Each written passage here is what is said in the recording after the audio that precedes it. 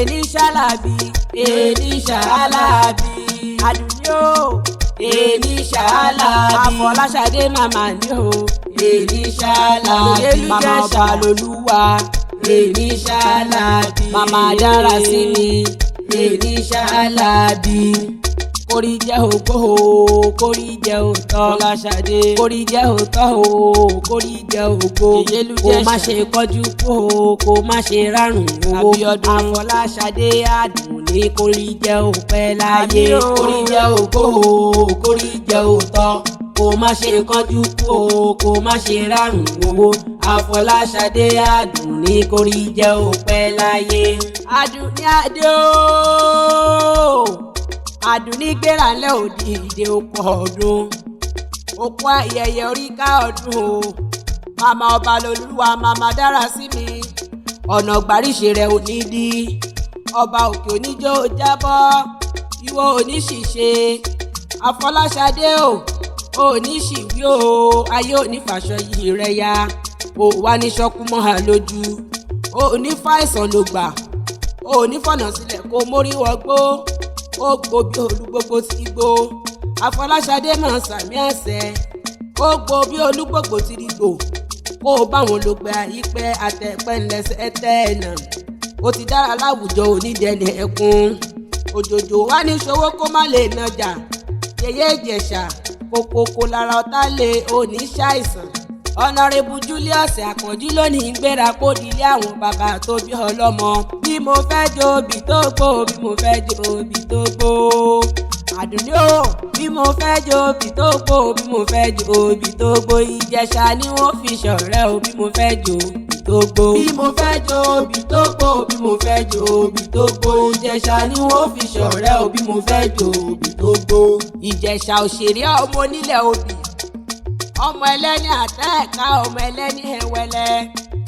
Òkèké laṣọ bàbá yín lóde ìgbàjọ, ẹ̀làgọ̀rọ̀ tí omi aṣọ òde Ijesha. Èyíkéyìí ẹ̀ríra lọ́jà ẹ̀rà wá fún mi kí n róhun tó ṣẹ̀ṣẹ̀ kú lóye. Elébùtù yóò wuyì níbòkun.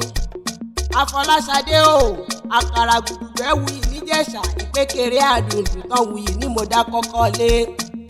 Èmi ò ní ká gba Ijesha má jòbí tó gbólé bàbá tó bí ọlọ́mọ. Àdùnní ọmọ olóbì ìṣèje, Ijesha òṣèré ọmọ olóbì ìṣẹ̀fà, Àdùnní adé ọmọ olóbì ìṣẹ̀ndínlógún. Ijesha òrídì ìṣáná lélẹ̀ ọmọ ẹ̀rọ ọwá tí múná roko.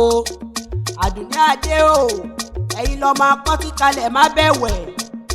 Ọmọ òkúta kan ẹgbàá kan, òkúta méjì ẹgbàá méjì, òkúta mẹ́ta ẹgbàá mẹ́ta, òkúta mẹ́rin ẹgbàá mẹ́rin, òkúta márùn ẹgbàá márùn, òkúta mẹ́fà ẹgbàá mẹ́fà, òkúta méje ẹgbàá méje, òkúta mẹ́jọ ẹgbàá mẹ́jọ, òkúta mẹ́sàn ẹgbàá mẹ́sàn.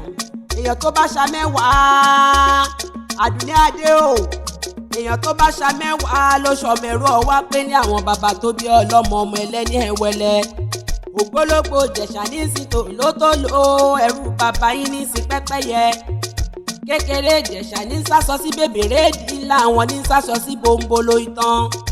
Àdùnní ìwọ lọmọ òṣùpá lé bí òlè, ẹni ọwọ́ rẹ̀ bá tó kó lọ tún ṣe lé bàbá tó bí ọlọ́mọ. Ijesha ọmọ dúdú lẹ́gbọ̀n, pupa làbúrò. Ijesha ọmọ olóbì kan wọ́wọ́ ti rí wọ́, ọmọ olóbì kan wọ̀wọ̀ ti rí wọ̀. Obì tó bá dára wọ̀ sápò ẹni, èyí tí ò dára wọ̀ sínú igbó ẹran búburú aró mú jẹ. Kékeré ọwá wọn kì í mú kan yọgọ, àgbà Ijesha wọn kì í mú ká bàbà. Bíyàn bá mọ bí èkùrọ́ tí ò ju gbóngbóló lọ, ẹja lọ fún Ijesha jẹ. Ijesha kì í jẹ kàbí iyán. Ijesha tẹ́mi lẹ̀mí ò bá torí ẹni wá ohun tí mo bá wá torí ẹni lọ. Ijesha òṣèré ọmọ onílẹ̀ obì, Àdùnní adé o ti sọdún èyí náà. Ọ̀nàrẹ́bù Julius ló ṣe tẹ̀mí sí lágbára Ọlọ́run ọgbà. Ó ní àgbákẹ̀lé rẹ̀ ò ní já sófo. Adìyẹ òyìn ti ẹ̀kọ́ yín dúdú. Àdùnní adé ò ní ṣorí burúkú lágbára Elédùmarè ọba. Ó ní àrídùnnú ni ẹ kó má ṣe dàrí bànújẹ́. Ó ní kó dàgbà kó dògbó, kó má ṣe báwọn kú ní rèwerèwe. Orí tọ́ba níta ló ń dá bí ẹ̀dùn, tán níta ló ràn bí òwe. àdùfẹ́ ọmọṣẹ́wà lèmi ń jẹ́ lúmọ̀ró ni mí lú máa ṣọ àjàngòrò lógun máa ṣọ ọmọ àfigbóruru nílé ológun ẹgbẹ́ ni mímọ́ níṣàbí ọmọ gbòǹgbò àkàlà.